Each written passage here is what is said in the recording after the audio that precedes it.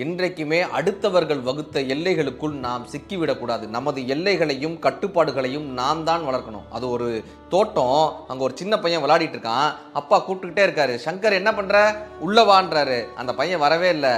அப்பா போய் பார்க்குறாரு, என்னப்பா பண்றேன்னு கேட்குறாரு. அப்பா நான் விளையாடிட்டு இருக்கேன்ப்பா. யாரோட? எறும்போட விளையாடிட்டு இருக்கேன்ப்பா. எறும்போட என்னடா விளையாட்டு?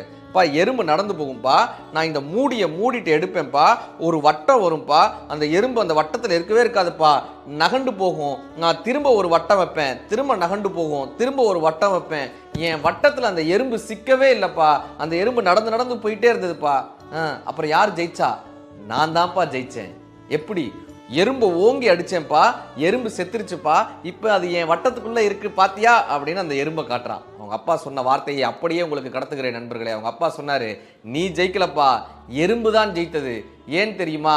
தன் உயிரே போனாலும் அடுத்தவன் வட்டத்தில் சிக்க மாட்டேன் என்று இருந்ததே, அந்த எறும்பு தான் ஜெயித்ததுன்னு அவங்க அப்பா சொன்னாருங்க. உயிரே போனாலும் அடுத்தவர்கள் வகுத்த எல்லைக்குள் நாம் அடங்கி விடக்கூடாது.